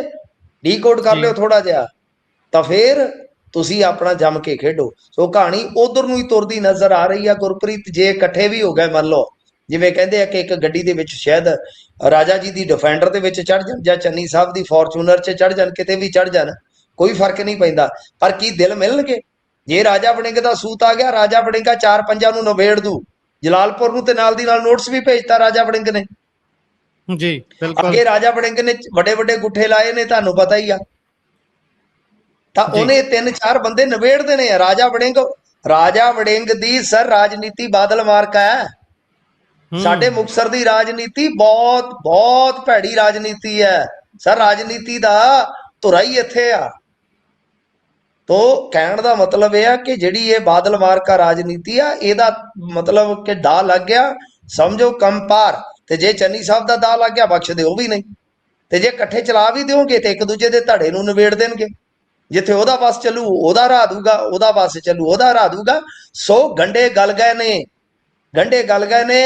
ਇਹ ਰਾਹੁਲ ਗਾਂਧੀ ਨੇ ਜੇ 1.5-2 ਸਾਲ ਪਹਿਲਾਂ ਸੋਚ ਕੇ ਕੰਮ ਚੰਗੀ ਤਰ੍ਹਾਂ ਮਤਲਬ ਕਿ ਸੂਤ ਕੀਤਾ ਹੁੰਦਾ ਤੇ ਸ਼ਾਇਦ ਬਨ ਸੁਭ ਜਿਹੜਾ ਉਹ ਟਿਕਾਣੇ ਬਹਿ ਜਾਂਦੀ ਗੱਲ। ਪਰ ਫਿਲਹਾਲ ਤੇ ਮੈਨੂੰ ਲੱਗਦਾ ਮਾਮਲਾ ਗੜਬੜ ਹੈ। ਜੀ ਬਿਲਕੁਲ। ਇਸ ਤੋਂ ਅੱਗੇ ਜੇਕਰ ਚਲੀਏ ਤਾਂ ਆਪਾਂ ਹੋਰ ਸਟੇਟਾਂ ਦੀ ਗੱਲ ਤਾਂ ਕਰ ਹੀ ਰਹੇ ਸੀ। SIR ਨੂੰ ਲੈ ਕੇ ਜਿਸ ਤਰੀਕੇ ਦਾ ਦਬਾਅ ਬਣਦਾ ਹੈ ਸਰਕਾਰੀ ਕਰਮਚਾਰੀਆਂ ਦੇ ਉੱਪਰ, ਅਧਿਆਪਕਾਂ ਦੇ ਉੱਪਰ, ਉਸ ਦਾ ਅੱਜ ਪੰਜਾਬ ਦੇ ਵਿੱਚ ਵੀ ਅਸਰ ਦੇਖਣ ਨੂੰ ਮਿਲਿਆ ਹੈ। ਮੰਦਭਾਗੀ ਘਟਨਾ ਵਾਪਰ ਗਈ ਹੈ, ਪਹਿਲੀ ਖੁਦਕੁਸ਼ੀ ਦਾ ਮਾਮਲਾ ਸਾਹਮਣੇ ਆਇਆ ਹੈ ਜੀ। ਗੁਰਪ੍ਰੀਤ, ਜਿਹੜੀ SIR ਹੈ, ਇਸ ਕਵਾਇਦ ਦਾ ਆਪਾਂ ਬਿਹਾਰ ਦੇ ਵਿੱਚ ਹਸ਼ਰ ਦੇਖਿਆ, ਬੰਗਾਲ 'ਚ ਹਸ਼ਰ ਦੇਖਿਆ ਕਿ ਕਿਸ ਤਰ੍ਹਾਂ BLOs ਜਿਹੜੇ ਆ ਦਮ ਤੋੜ ਰਹੇ ਸਨ, ਕਿਵੇਂ ਵੀਡੀਓਜ਼ ਪਾ ਰਹੇ ਸਨ, ਕੁਛ ਨੂੰ ਹਾਰਟ ਅਟੈਕ ਵੀ ਆਇਆ, ਕੁਛ ਤੇ ਐਕਸੀਡੈਂਟ ਹੋਏ। ਤਾਂ ਮਤਲਬ ਕਿ ਐਗਜ਼ੈਕਟ ਅੰਕੜਾ ਤੇ ਔਖਾ ਹੈ, ਪਰ ਮੇਰਾ ਮੰਨਣਾ ਹੈ ਕਿ ਇਸ SIR ਦੀ ਭੇਂਟ ਕਈ ਦਰਜਨ 20 BLOs ਚੜੇ ਹੋ ਸਕਦੇ ਆ ਜੀ। ਇਹ ਬਟਾਲੇ ਲਾਗੇ ਪਿੰਡ ਦੇ ਸਨ ਜਿਹੜੇ BLO ਸਾਹਿਬ ਸੀਗੇ, ਤੇ ਇਸੇ ਇਲਾਕੇ ਦੇ ਵਿੱਚੋਂ ਲੰਘਦੀ ਆ ਅੱਪਰ ਬਾਰੀ ਦੁਆਬ ਨਹਿਰ। ਉੱਥੇ ਪਹੁੰਚਦੇ ਨੇ ਆਪਣੀ ਕਾਰ ਲੈ ਕੇ, ਕਾਰ ਉੱਥੇ ਠੱਲਦੇ ਨੇ ਤੇ ਫਿਰ ਆਪਣੇ ਇੱਕ ਸਾਥੀ ਨੂੰ ਫੋਨ ਕਰਕੇ ਕਹਿੰਦੇ ਆ ਕਿ ਯਾਰ SIR ਨੇ ਜਾਨ ਖਾ ਲਈ ਆ, ਮੈਥੋਂ ਵੇਲੇ ਸਿਰ ਕੰਮ ਡਨ ਨਹੀਂ ਹੁੰਦਾ, ਅਫਸਰ ਜਲੀਲ ਕਰਦੇ ਆ, ਮੈਂ ਚੱਲਿਆ। ਤੇ ਉਸ ਤੋਂ ਬਾਅਦ ਦੱਸਦੇ ਆ ਕਿ ਇਹਨਾਂ ਨੇ ਛਾਲ ਮਾਰ ਲਈ ਆ, ਤੇ ਡੈਡ ਬੋਡੀ ਹੁਣ ਤੱਕ ਰਿਕਵਰ ਹੋਈ ਹੈ ਕਿ ਨਹੀਂ, ਇਸ ਤੋਂ ਬਾਅਦ ਤੱਕ ਖਬਰ ਆਈ ਨਹੀਂ ਹੈ। ਪਰ ਦੇਖੋ SIR ਦਾ ਮਾਮਲਾ, ਮੈਂ ਨਾ ਪਰਸੋਂ ਹੀ ਇੱਕ ਡਾਕੂਮੈਂਟ ਜਨਤਕ ਕੀਤਾ ਸੀਗਾ, ਸ਼ਾਇਦ ਕਿਸੇ ਨੇ ਮੇਰੇ ਪਰਸਨਲ ਪੇਜ ਤੇ ਜਾ ਕੇ ਵੇਖਿਆ ਵੀ ਹੋਵੇ, ਕਿ ਉਸ ਪੱਤਰ 'ਚ ਮੈਂ ਇੱਕ ਬਹੁਤ ਵੱਡਾ ਨੁਕਤਾ ਉਭਾਰਿਆ ਸੀ। ਉਹ ਇਹਨਾਂ ਦਾ ਡਾਕੂਮੈਂਟ ਹੀ ਮੈਨੂੰ ਮਿਲ ਗਿਆ ਕਿਤੋਂ। ਉਹ ਇੱਕ ਅਫਸਰ ਦਾ ਲਿਖਿਆ ਡਾਕੂਮੈਂਟ ਹੈ, ਜਿਹੜਾ ਕਹਿ ਰਿਹਾ ਆਪਣੇ ਹਲਕੇ ਦੇ ਵਿੱਚ ਲੋਕਾਂ ਨੂੰ, ਖਾਸ ਤੌਰ ਤੇ BLOs ਨੂੰ, ਕਿ 15 ਤਰੀਕ ਤੱਕ ਕੰਮ ਮੈਨੂੰ ਡਨ ਚਾਹੀਦਾ ਤੁਹਾਡਾ ਜੀ। ਹੁਣ ਕਾਇਦੇ ਦੇ ਮੁਤਾਬਕ ਜਿਹੜੀ SIR ਆ ਉਹ ਤੇ 24 ਨੂੰ ਖਤਮ ਹੋਣੀ ਆ, ਤੇ ਇਹ ਜਿਹੜੀ SIR ਆ, ਮੈਂ BLOs ਦੇ ਨਾਲ ਗੱਲ ਕਰਦਾ ਰਹਿਣਾ, ਚੋਣ ਅਧਿਕਾਰੀਆਂ ਦੇ ਨਾਲ ਗੱਲ ਕਰਦਾ ਰਹਿਣਾ। ਤੁਹਾਨੂੰ ਪਤਾ ਹੀ ਹੈ, ਸ਼ਾਇਦ ਅਵੇਅਰਨੈਸ ਵਾਸਤੇ ਤੁਸੀਂ ਦੇਖਿਆ ਹੋਣਾ, ਮੈਂ ਇਹਦੇ 'ਚ ਕਾਫੀ ਕੰਮ ਕੀਤਾ ਪਿਛਲੇ ਦਿਨਾਂ ਤੋਂ, ਪੋਸਟਾਂ ਲਿਖੀਆਂ, ਵੀਡੀਓਜ਼ ਬਣਾਈਆਂ SIR 'ਚ ਕਿ ਪੰਜਾਬੀਆਂ ਦਾ ਨੁਕਸਾਨ ਨਾ ਹੋਵੇ। ਕਈ NRIs ਨੇ ਕੁਐਰੀ ਕੀਤੀ ਹੈ ਮੈਥੋਂ ਜੀ, ਤਾਂ ਮੈਂ ਜਿੰਨੇ ਜੋਗਾ ਰਿਪਲਾਈ ਕਰਦਾ ਰਹਿਣਾ। ਤਾਂ ਜਿਹੜੇ BLOs ਆ, ਜਦੋਂ ਉਹਨਾਂ ਦਾ ਕੰਮ ਤੁਸੀਂ ਉਹ ਦੇਖ ਲੈਣਾ, ਸਾਰਾ ਜਿਹੜਾ ਕੰਮ ਹੈ ਸਮਝ ਲੈਣਾ, ਜਦੋਂ ਤੁਹਾਨੂੰ ਕੋਈ BLO ਮਿਲੇ ਤਾਂ ਜਿਹੜਾ ਉਹ ਕੰਮ ਆ ਉਹ ਅੰਦਾਜ਼ਨ 2 ਮਹੀਨਿਆਂ ਦਾ, ਪਰ SIR 1 ਮਹੀਨੇ ਦੀ ਆ। 1 ਮਹੀਨੇ ਚੋਂ ਵੀ ਤੁਸੀਂ ਕੱਟ ਲਾ ਕੇ ਕਹਿ ਰਹੇ ਹੋ ਕਿ ਮੈਨੂੰ ਕੰਮ ਇੰਨੇ ਦਿਨਾਂ 'ਚ ਚਾਹੀਦਾ। ਸਾਰੇ ਬੰਦੇ ਨੇ ਮਸ਼ੀਨਾਂ ਥੋੜੀ ਨੇ, ਇਹ ਬੰਦੇ ਨੇ ਮਸ਼ੀਨਾਂ ਥੋੜੀ ਆ ਕਿ ਦਿਨ ਪਰ ਰਾਤ ਕੰਮ ਕਰੀ ਜਾਣਗੇ। ਸੋ ਇਸ ਪਾਸੇ ਧਿਆਨ ਦੇਣ ਦੀ ਜ਼ਰੂਰਤ ਹੈ। ਪਟਿਆਲੇ ਦੇ ਵਿੱਚ ਇੱਕ BLO 2 ਗੇੜੇ ਮਾਰ ਕੇ ਆਉਂਦਾ, ਟੱਬਰ ਹੈ ਨਹੀਂ ਸੀਗਾ, ਉਹਦੀ ਗੈਰ ਹਾਜ਼ਰੀ 'ਚੋਂ ਸਟicker ਚਮੇੜ ਆਉਂਦਾ ਹੈ ਜੀ, ਯਾਨੀ ਉਹ ਬਾਰ ਦੇ ਅੱਗੇ, ਬੂਹੇ ਦੇ ਅੱਗੇ ਸਟicker ਚਮੇੜ ਆਉਂਦਾ ਹੈ। ਹੁਣ ਇਹਦੇ ਤੋਂ ਅੱਕ ਕੇ ਉਕਤ ਪਰਿਵਾਰ ਦਾ ਕੋਈ ਬੰਦਾ ਜਾਂ ਨੌਜਵਾਨ ਉਸ BLO ਦੇ ਗਲ ਪੈ ਜਾਂਦਾ, ਬੜੀ ਬੁਰੀ ਤਰ੍ਹਾਂ ਕੁੱਟਮਾਰ ਕਰਦਾ। ਤੇ ਕਮਾਲ ਦੀ ਗੱਲ ਹੈ ਕਿ ਉਸੇ ਹਲਕੇ ਦਾ ਇੱਕ ਮੰਤਰੀ ਜਿਹੜਾ ਹੈ ਉਸ ਇਲਾਕੇ ਦਾ, ਉਹ ਉਹਨਾਂ ਨੂੰ ਸਪੋਰਟ ਕਰ ਰਿਹਾ, ਪਰਚਾ ਕੱਟਿਆ ਗਿਆ, ਕੋਈ ਫੜ ਨਹੀਂ ਰਿਹਾ ਜੀ। ਕਈ BLOs ਦੇ ਨਾਲ ਬਦਤਮੀਜ਼ੀ ਹੋ ਰਹੀ ਆ, ਬਦਤਮੀਜ਼ੀ ਹੋ ਰਹੀ ਆ। ਲੋਕਾਂ ਨੂੰ ਇਹ ਲੱਗਦਾ ਕਿ ਸਾਡੀ ਵੋਟ ਕੱਟਣ ਆ ਗਏ, ਲੋਕਾਂ ਨੂੰ ਇਹ ਲੱਗਦਾ ਹੈ ਕਿ ਵੋਟ ਇਹਨਾਂ ਨੂੰ ਚਾਹੀਦੀ ਹੈ, ਸਾਨੂੰ ਥੋੜੀ ਚਾਹੀਦੀ ਹੈ। ਇਹ ਤਾਂ ਪਤਾ ਬਾਅਦ 'ਚ ਲੱਗੇਗਾ ਨਾ, ਹੁਣ ਤੇ ਕਰ ਲਓ ਆਪ ਉਧਰੇਗਾ। ਜਿਹਦੀ ਵੋਟ ਕੱਟੀ ਗਈ ਫਿਰ ਤਸੱਲੀ ਵੇਖਿਓ ਕਿਸ ਤਰ੍ਹਾਂ ਹੁੰਦੀ। ਤੋਂ ਕਹਿਣ ਦਾ ਮਤਲਬ ਇਹ ਆ ਕਿ ਸਰਕਾਰ ਨੂੰ ਵਕਤ ਰਹਿੰਦਿਆਂ, ਵੇਲਾ ਰਹਿੰਦਿਆਂ ਗੁਰਪ੍ਰੀਤ ਇਹਨਾਂ ਚੀਜ਼ਾਂ ਤੇ ਕੰਮ ਕਰਨ ਦੀ ਜ਼ਰੂਰਤ ਆ। ਜੇ SIR ਦੀ ਮਿਆਦ ਕੋਈ 10-15 ਦਿਨ ਹੋਰ ਵੱਧਦੀ ਆ ਤੇ ਉਹ ਵਧਾਉਣ ਦੀ ਲੋੜ ਆ। ਟੀਚਰਾਂ ਦੀਆਂ ਛੁੱਟੀਆਂ ਤੇ ਐਤਕੀ ਤੁਸੀਂ ਮਾਰ ਕੇ ਰੱਖ ਦਿੱਤੀਆਂ, ਕਦੇ ਡਰੱਗ ਸੈਂਸਸ ਆ, ਕਦੇ ਫਲਾਣਾ ਸੈਂਸਸ ਆ, ਕਦੇ ਆ ਗਈ SIR ਆ ਗਈ। ਸਰ ਬਹੁਤ ਬੁਰੀ ਹਾਲਤ ਆ, ਟੀਚਰ ਦੀ ਹਾਲਤ ਬਹੁਤ ਬੁਰੀ ਕੀਤੀ ਹੋਈ ਆ ਇਹਨਾਂ ਨੇ।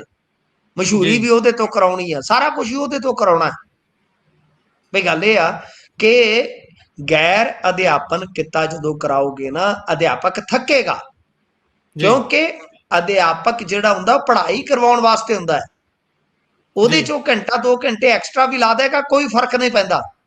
ਪਰ ਜਦੋਂ ਉਹਨੂੰ ਗੈਰ ਅਧਿਆਪਨ ਕੰਮ ਮਿਲੇਗਾ, ਉਹਦਾ ਦਿਮਾਗ, ਉਹਦਾ ਸਰੀਰ ਜ਼ਿਆਦਾ ਥੱਕੇਗਾ ਸਰ ਜੀ। ਬਿਲਕੁਲ ਬਿਲਕੁਲ, ਇਹ ਤਾਂ ਹੈ। ਖੈਰ, ਇਸ ਤੋਂ ਅੱਗੇ ਜੇਕਰ ਆਪਾਂ ਵਧੀਏ ਤਾਂ DA ਨੂੰ ਲੈ ਕੇ ਹਾਲੇ ਤੱਕ ਕੋਈ ਫੈਸਲਾ ਨਹੀਂ ਹੋਇਆ, ਅੱਗੇ ਦੀ ਤਰੀਕ ਪੈ ਗਈ ਹੈ। ਹਾਂਜੀ ਹਾਂਜੀ, ਦੇਖੋ ਤਰੀਕ ਹੀ ਚੱਲ ਰਹੀ ਆ ਡੀਏ ਦੀ। ਆਪਾਂ ਅਪਡੇਸ਼ਨ ਇਸ ਕਰਕੇ ਦਿੰਦੇ ਆ ਆਡੀਅנס ਨੂੰ ਕਿ ਇਹ ਇੱਕ ਇਸ ਤਰ੍ਹਾਂ ਦਾ ਮਾਮਲਾ ਹੈ ਜਿਹਨੇ ਲੱਖਾਂ ਲੋਕਾਂ ਨੂੰ ਪ੍ਰਭਾਵਿਤ ਕਰਨਾ ਹੈ, ਯਾਨੀ ਜਿਹੜੇ ਪੈਨਸ਼ਨਧਾਰੀ ਨੇ ਜਾਂ ਤਨਖਾਹਦਾਰ ਨੇ। ਤਾਂ ਫਿਲਹਾਲ ਇਹ 2 ਦਿਨ ਵਾਸਤੇ ਜਿਹੜੀ ਸੁਣਵਾਈ ਆ ਉਹ ਟਲ ਦਿੱਤੀ ਗਈ ਆ। ਤਾਂ ਗੁਰਪ੍ਰੀਤ ਹੁਣ ਦੇਖਾਂਗੇ ਕਿ 2 ਦਿਨ ਬਾਅਦ ਕੀ ਫੈਸਲਾ ਆਉਂਦਾ ਹੈ, ਕਿਉਂਕਿ ਹੁਣ ਇਮਕਾਨ ਹੈ ਕਿ ਗੱਲ ਜ਼ਿਆਦਾ ਨਹੀਂ ਲੰਮਕੇਗੀ, ਫੈਸਲਾ ਹੋ ਜਾਏਗਾ।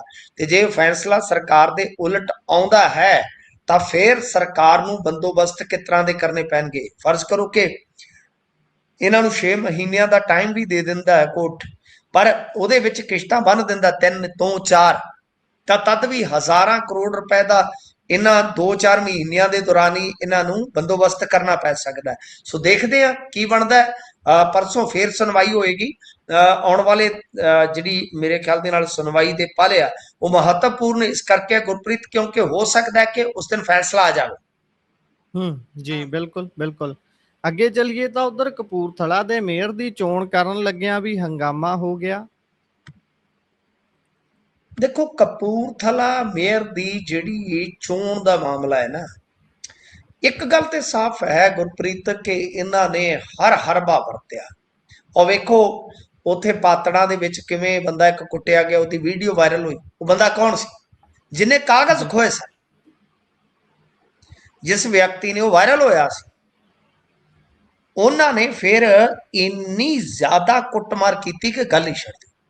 ਉਹ ਵੀਡੀਓ ਵਾਇਰਲ ਹੋ ਗਿਆ ਜੀ। ਉਹ ਬੰਦੇ ਦੀ ਕਰਤੂਤ ਪਹਿਲਾਂ ਵਾਇਰਲ ਹੋਈ ਸੀ, ਫਿਰ ਉਹਦਾ ਕੁਟਾਪਾ ਚਲੋ ਅਸੀਂ ਨਹੀਂ ਜਸਟੀਫਾਈਬਲ ਬਣਾ ਸਕਦੇ, ਪਰ ਤੁਸੀਂ ਵੇਖੋ ਨਾ ਕਿ ਦੁਸ਼ਮਣੀਆਂ ਕਿਸ ਤਰ੍ਹਾਂ ਪੈਂਦੀਆਂ।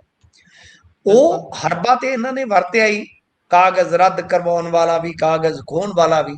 ਹੁਣ ਜਿੱਥੇ ਇਹ ਨਹੀਂ ਮੇਅਰ ਬਣਾ ਸਕੇ ਆਪਣਾ, ਜਾਂ ਕੌਂਸਲ ਪ੍ਰਧਾਨ ਨਹੀਂ ਬਣਾ ਸਕੇ, ਉੱਥੇ ਇਹਨਾਂ ਨੇ ਖਰੀਦੋ ਫਰੋਖਤ, ਜ਼ੋਰ ਅਜਮਾਇਸ਼। ਮਾਨਸਾ ਦੇ ਵਿੱਚ ਤੁਸੀਂ ਹਿਸਾਬ ਲਾ ਲਓ, ਟਾਈ ਇੰਨੀ ਫਸ ਗਈ ਕਿ ਮਾਮਲਾ ਟੌਸ ਤੱਕ ਜਾਣਾ ਪਿਆ।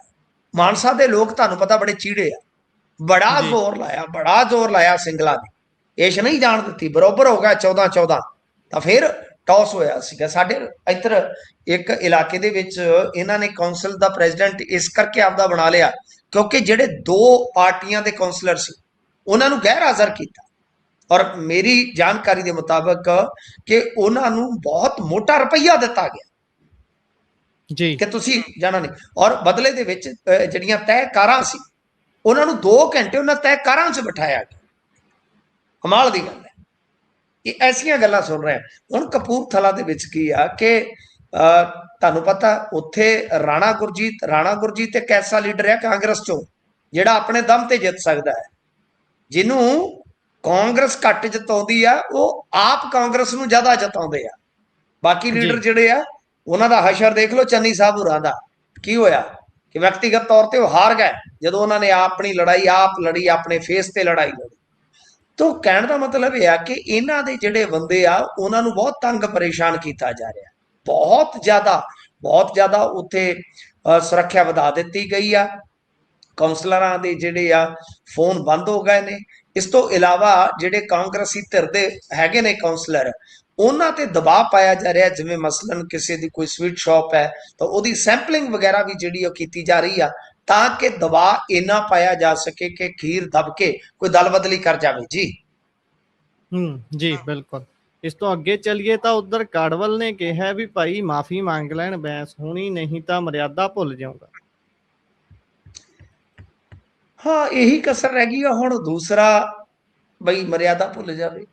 ਪਰ ਗੁਰਪ੍ਰੀਤ ਜੋ ਇਹ ਹੋ ਰਿਹਾ, ਜੋ ਇਹ ਚੱਲ ਰਿਹਾ, ਇਹ ਬੜੀ ਮੈਂ ਕਹਿੰਦਾ ਕਿ ਸਾਡੀ ਤਰਾਸਦਿਕ ਰਾਜਨੀਤੀ ਆ ਕਿ ਜਿਹਦੇ ਵਿੱਚ ਧੀਆਂ ਭੈਣਾਂ ਨੂੰ ਹੁਣ ਘੜੀਸਿਆ ਜਾਂਦਾ। ਆਮ ਤੌਰ ਤੇ ਮੈਂ ਦੇਖਦਾ ਹੁੰਦਾ ਸੀਗਾ, ਬੜੇ ਪੁਰਾਣੇ ਲੀਡਰ ਦੇਖੇ ਅਸੀਂ ਬਚਪਨ ਤੋਂ ਲੈ ਕੇ, ਕਿ ਰਾਜਨੀਤੀ ਨੂੰ ਨਿਜਤਾ ਦੇ ਨੇੜੇ ਨਹੀਂ ਸੀ ਆਉਣ ਦਿੱਤਾ ਜਾਂਦਾ, ਬਾਲ ਬੱਚਿਆਂ ਨੂੰ ਵਿੱਚ ਨਹੀਂ ਸੀ ਘੜੀਸਿਆ ਜਾਂਦਾ, ਨੂੰਹਾਂ ਧੀਆਂ ਨੂੰ, ਧੀਆਂ ਭੈਣਾਂ ਨੂੰ, ਇਹਨਾਂ ਨੂੰ ਦੂਰ ਰੱਖਿਆ ਜਾਂਦਾ ਸੀ। ਬੜੇ ਵੱਡੇ ਰਾਜਨੀਤਿਕ ਬੰਦੇ ਮੈਂ ਵੇਖੇ ਆ।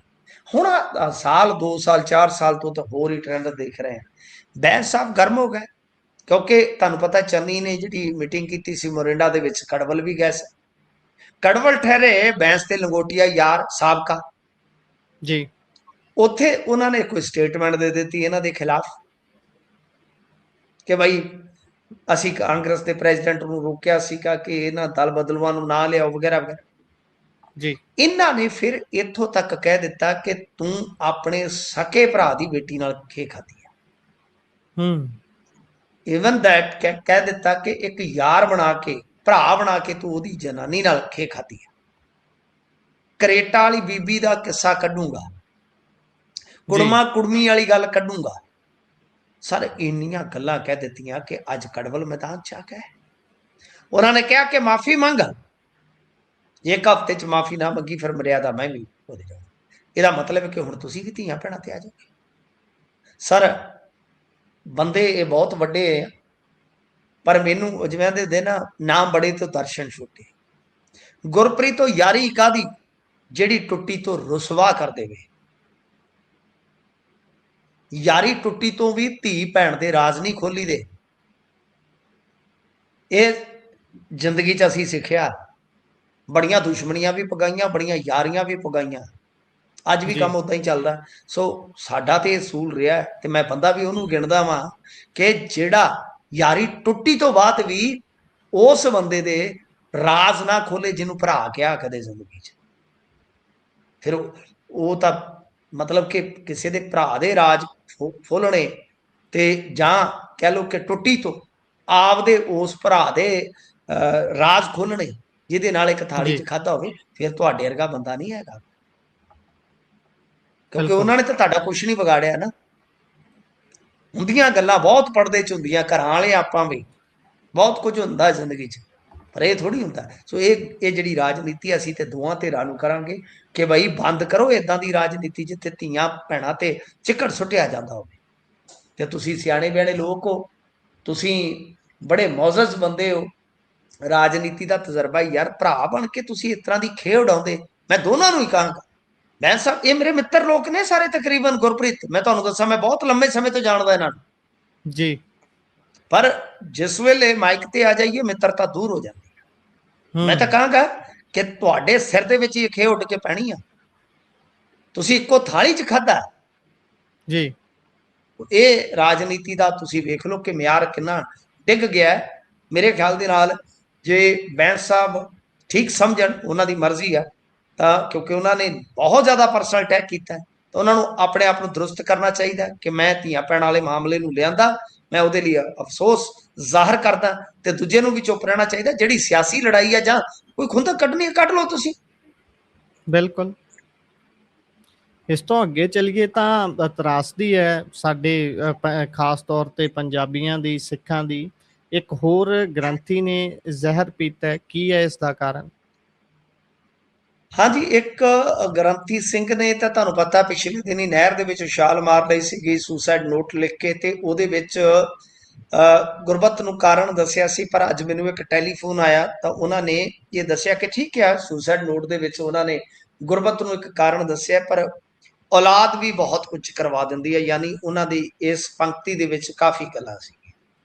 ਇਧਰ ਅੱਜ ਇੱਕ ਹੋਰ ਗ੍ਰੰਥੀ, ਉਹ ਤੇ ਸੁਰਖੀ ਦੀ ਸਾਈ ਨਹੀਂ ਸੀ ਹਾਲੇ ਤੱਕ ਸੁੱਕੀ, ਕਿ 30 ਸਾਲਾ ਗ੍ਰੰਥੀ ਭਾਈ ਰਵਿੰਦਰ ਸਿੰਘ ਲੁਧਿਆਣੇ ਦੇ ਥਾਣਾ ਮਿਹਰਬਾਨ ਦਾ ਪਿੰਡ ਕੋਈ ਹਵਾਸ, ਉੱਥੋਂ ਦਾ ਰਹਿਣ ਵਾਲਾ ਜੀ, ਕਿ ਇਹਨੇ ਜ਼ਾਹਿਰ ਪੀ ਲਿਆ ਲਾਈਵ ਆ ਕੇ। ਲਾਈਵ ਵੀਡੀਓ ਦੇ ਦੌਰਾਨ ਪਿੰਡ ਦੇ 3 ਰਸੂਖਦਾਰਾਂ ਤੇ ਦੋਸ਼ ਲਾਇਆ ਕਿ ਸੁਰਿੰਦਰਪਾਲ, ਉਹਦੇ ਬੇਟੇ ਜਗਪਾਲ ਜੱਗਾ ਤੇ ਉਹਦੇ ਦੋਸਤ ਕੁਲਦੀਪ ਸਿੰਘ ਸੋਨੀ ਨੇ ਮੇਥੋਂ 18 ਲੱਖ ਰੁਪਏ ਠੱਗੇ ਜੀ। ਵਿਦੇਸ਼ ਭੇਜਣ ਦੇ ਨਾਮ ਤੇ ਇਹ ਸਾਰਾ ਕੁਝ ਜਿਹੜਾ ਉਹ ਕੀਤਾ ਗਿਆ। ਉਹ ਕਹਿੰਦੇ ਕਿ ਭੇਜਿਆ ਗਿਆ, ਲੇਕਿਨ ਉੱਥੇ ਜਾ ਕੇ ਮੇਰੀ ਕਿਸੇ ਨੇ ਸੁੱਧ ਨਹੀਂ ਲਈ। ਘਰ ਆ ਕੇ ਮੈਨੂੰ 18 ਲੱਖ ਰੁਪਏ ਜਿਹੜੇ ਸੀਗੇ ਉਹ ਇਹਨਾਂ ਨੇ ਘਰ ਆ ਕੇ ਮੇਥੋਂ 18 ਲੱਖ ਰੁਪਈਆ ਲਿਆ ਸੀ, ਜਿਹਦੇ ਬਤੌਰ ਸਾਰੇ ਸਬੂਤ ਮੇਰੇ ਪਾਸ ਆ। ਪੰਚਾਇਤ ਦੇ ਵਿੱਚ ਵੀ ਸੁਣਵਾਈ ਨਹੀਂ ਹੋਈ। ਸਿਕਿਉਰਿਟੀ ਦੇ ਤੌਰ ਤੇ ਇਹਨਾਂ ਨੇ ਖਾਲੀ ਚੈੱਕ ਲੈ ਲਏ ਸੀਗੇ, ਤੇ ਨਾਲ ਹੁਣ ਜੇ ਮੈਂ ਮੰਗਦਾ ਆਪਦੀ ਕੋਈ ਗੱਲ ਕਰਦਾ ਤਾਂ ਉਹ ਰਿਵਾਲਵਰ ਦਿਖਾ ਕੇ ਧਮਕੀਆਂ ਦਿੰਦੇ ਆ। ਦੇਖੋ ਅਸੀਂ ਤੇ ਵਾਰ-ਵਾਰ ਕਹਿੰਦੇ ਆ ਕਿ ਭਾਈ ਵਿਦੇਸ਼ ਜਾਣ ਵੇਲੇ ਇੰਨੀ ਕਾਲੀ ਨਾ ਕਰੋ, ਏਦਾਂ ਨਾ ਵੇਖੋ ਕਿ ਜੇ ਜਹਾਜ਼ ਦੇ ਵਿੱਚੋਂ ਉਤਰ ਕੇ ਜ਼ਿੰਦਗੀ ਬਣਦੀ ਹੋਵੇ ਤਾਂ ਫਿਰ ਤੇ ਤੁਹਾਨੂੰ ਪਤਾ ਹੀ ਆ ਨਾ ਕਿ ਬੰਦਾ ਬਿਲਕੁਲ ਹਰੇਕ ਹੀ 에ਅਰਪੋਰਟ ਦਾ ਗੇੜਾ ਕੱਢ ਲਵੇ ਕਿ ਇੱਕ 에ਅਰਪੋਰਟ ਦਾ ਉਤਰ ਕੇ ਕੈਨੇਡਾ ਮੈਂ ਗੇੜਾ ਕੱਢ ਕੇ ਆ ਜਾਵਾਂ ਤੇ ਜ਼ਿੰਦਗੀ ਬਣ ਜਾਏਗੀ। ਸਰ ਜ਼ਿੰਦਗੀ ਬਣਾਉਣ ਵਾਸਤੇ ਜ਼ਿੰਦਗੀ ਦਾ ਤੇ ਲਾਉਣ ਦੀ ਹਮੇਸ਼ਾ ਤਿਆਰੀ ਰੱਖੋ। ਸੋ ਗੱਲ ਇਹ ਆ ਬਿਲਕੁਲ ਕਿ ਜੇ ਹੁਣ ਇਦਾਂ ਹੋ ਵੀ ਗਿਆ ਤਾਂ ਮੇਰੇ ਖਿਆਲ ਨਾਲ ਲੜਾਈ ਜਿਹੜੀ ਆ ਉਹ ਹਾਰਨੀ ਨਹੀਂ ਚਾਹੀਦੀ, ਹਾਰਨੀ ਨਹੀਂ ਚਾਹੀਦੀ। ਮੈਨੂੰ ਲੱਗਦਾ ਹੈ ਕਿ ਇਹ ਗ੍ਰੰਥੀ ਸਿੰਘਾਂ ਦੇ ਵਿੱਚ ਜਿਹੜੀ ਭਾਵਨਾ ਆ ਰਹੀ ਆ, ਕੁਝ ਕੌਮ ਦੇ ਆਗੂਆਂ ਨੂੰ ਅੱਗੇ ਆਉਣਾ ਚਾਹੀਦਾ। ਇਹ ਫਿਰ ਤਾਂ ਠੀਕ ਨਹੀਂ ਹੈ, ਠੀਕ ਬਿਲਕੁਲ ਹੈ ਨਾ ਜੀ। ਬਿਲਕੁਲ ਚਾਹੇ ਕਾਰਨ ਕੋਈ ਵੀ ਹੋਣ, ਤਾਂ ਜਿਹੜੇ ਗੁਰੂ ਘਰ ਦੇ ਵਜ਼ੀਰ ਨੇ, ਸੇਵਾ ਕਰਦੇ ਲੋਕ ਆ, ਉਹ ਇਸ ਪਾਸੇ ਤੁਰ ਰਹੇ ਨੇ ਤੇ ਗਲਤ ਹੈ। ਪਰ ਦੂਜੇ ਪਾਸੇ ਵਿਦੇਸ਼ ਜਾਣ ਦੀ ਜਿਹੜੀ ਲਾਲਸਾ ਉਹ ਦੇਖੋ ਕਿਵੇਂ ਲੱਖਾਂ ਰੁਪਈਆ ਬੰਦਿਆਂ ਦਾ ਠੱਗ ਰਹੀ ਆ। ਤੇ ਮੈਨੂੰ ਲੱਗਦਾ ਹੈ ਕਿ ਆਪਣੇ ਆਪ ਸਾਨੂੰ ਵੀ ਫੈਸਲਾ ਕਰਨ ਤੋਂ ਪਹਿਲਾਂ ਜਾਗਰੂਕ ਰਹਿਣਾ ਚਾਹੀਦਾ ਹੈ ਕਿ ਅਸੀਂ ਕਿਤੇ ਉੱਜੜ ਪੁੱਜੜ ਨਾ ਜਾਈਏ। ਜੀ ਜੀ, ਇਸੇ ਦੇ ਨਾਲ ਪ੍ਰੋਗਰਾਮ ਦਾ ਸਮਾਂ ਇੱਥੇ ਹੀ ਸਮਾਪਤ ਹੁੰਦਾ। ਤੁਸੀਂ ਜੁੜੇ, ਜਾਣਕਾਰੀਆਂ ਸਾਂਝੀਆਂ ਕੀਤੀਆਂ, ਬਹੁਤ ਬਹੁਤ ਧੰਨਵਾਦ ਜੀ। ਧੰਨਵਾਦ ਜੀ।